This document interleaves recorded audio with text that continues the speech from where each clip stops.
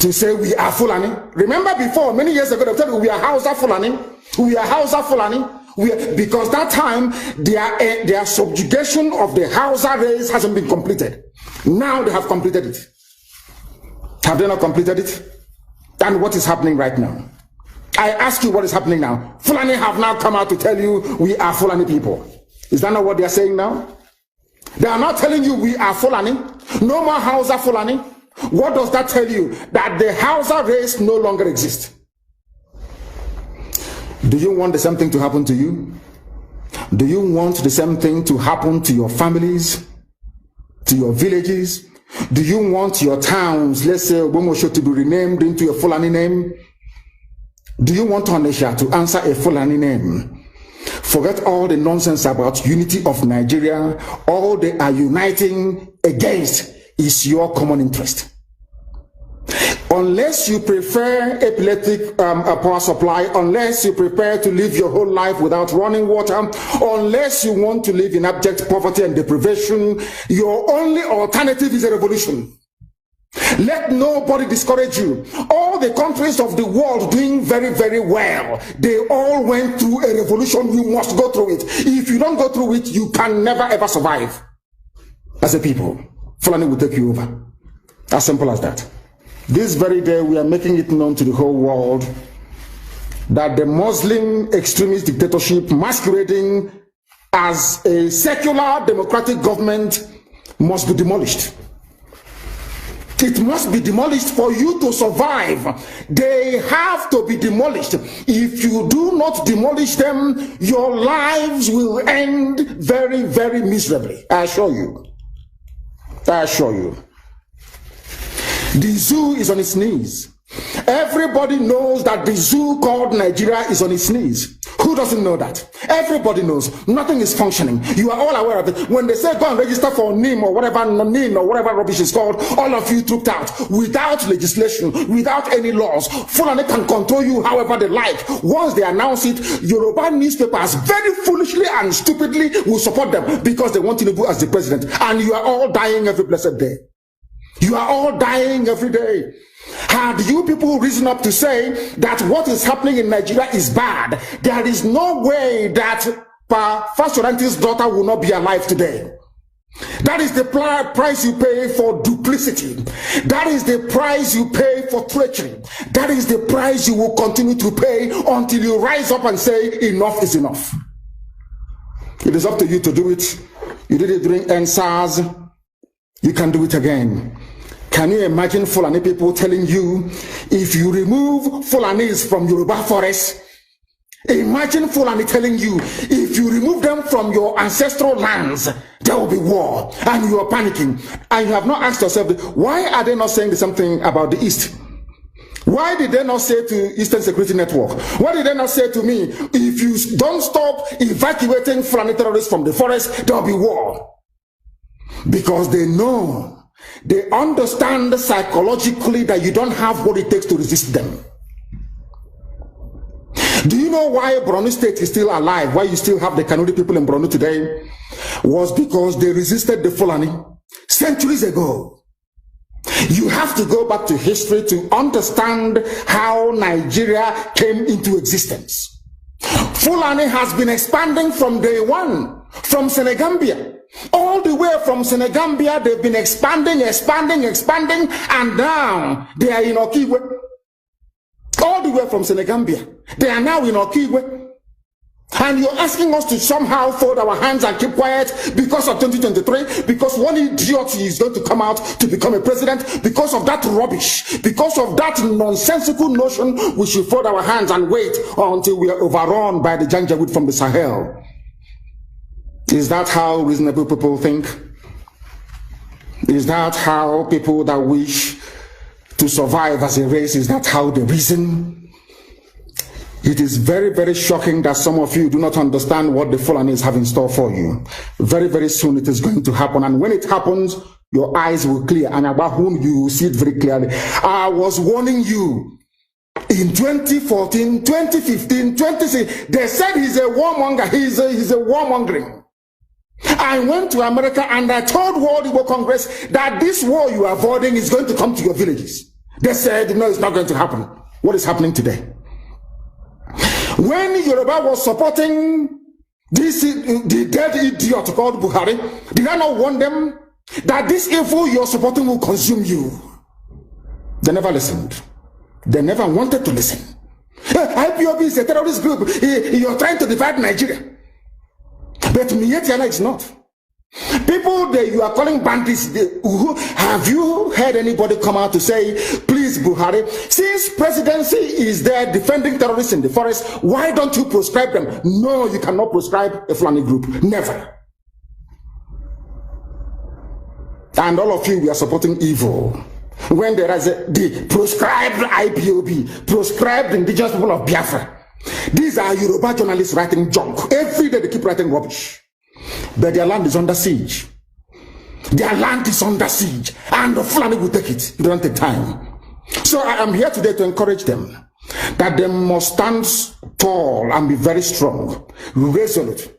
That is what Fulani does. They control the media. They have well-paid consultants all over the world doing their bidding for them. They have that woman at UN trying to lobby the world that everything is okay in the zoo called Nigeria. But you and I know that the zoo is not okay. You and I know the game plan of the Fulani. And what are you doing about it? Nothing. Every day you read, you lament, you complain. Every day you read, you lament. And that's all you do. That is all you do. You read, you lament, you complain. You do nothing about it. Your lives are being taken away from you. Your forests are being occupied. Your mothers are being raped. Your daughters are being abducted. And the whole national government, presidency, is supporting such people. And you're telling me that Nigeria is viably sustainable. Is that what you're telling me? That somehow this contraption is sustainable, it is viable. It can never be. Because the more you stay in one Nigeria, the more you are inviting the Fulanis to take over your ancestral lands, take over your villages, and to make life a misery for you. That is the end game. That is the outcome. If you doubt me, go and do a bit of research. Ask yourself, who are the Hausa people? Who are the Nupe people? Who are the Bachama people? All of these people were steamrolled by the Fulani march to the Atlantic Ocean. And now they're in Yoruba land. They're in their forests. They are in their forests. And who is going to drive them away from there? If not the Yoruba youths. Forget about your useless governors. Your elders are very strong. I love Yoruba elders. The way they behave, the way they talk. Very, very strong. They said they support Akeredolu. This is the governor of Ondo State. They support him in what he's doing. People must come out to say that enough is enough. When you travel to the north, do you live in the forest in the north? The Igbo people in Sabongeri in Kanu, are they living of course it's Hausa land, are they living in the forest? They came to the town, they work very hard, they build houses, they build mansions, they develop the entire place. Is that not what they do? What are Fulani people doing in our forest? Nobody can answer that question. They say that they're pastoralists. I want some of you have had your breakfast this morning. Please go to your fridge or go to where you keep your beverages and you will see peak milk. Peak. Some of us were raised on peak milk. For how many years now? And you keep asking yourself, what is peak milk? Peak milk is minerally the same milk that the cows produce in Holland can be produced in the zoo. Tell me the country in the world aspiring to be a member of the UN Security Council where you move cattle from place to place. Are you people well at all? You so-called Nigerians, are you normal in the brain? I'm asking you a simple question. Show me a country that aspires to be in the 21st century moving cattle from place to place. Telling me they're grazing. Which country is that? Please tell me. All of you don't have any shame. When you have people, an entire presidency coming out to defend a very primitive, archaic agricultural practice, then you know you embrace serious mess. You are in one almighty trouble, I'm telling you. People are in a mess. The Holland that you get your pig milk from, do they move cattle from Rotterdam to Amsterdam?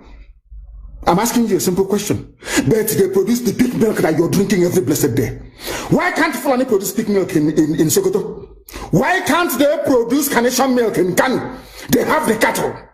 Before the white man came, did you see any Fulani in your forest? All these people talking rubbish about movement of cattle and movement of... I'm asking you, before Britain came and handed over Nigeria to Fulani, Ask your grandfathers, please, or your grandmothers. Ask them. All this nonsense we are hearing today in this so-called one, I want to tell you the dangers of one Nigeria. All this nonsense you're hearing today about one Nigeria, Fulani in our forest, Fulani in our village. Before the white man came, did you see Fulani moving their cattle all over the place? Did we not have meat to eat? They will answer these questions for you. Because sometimes in Africa, we don't reason very well. The way we reason is disjointed.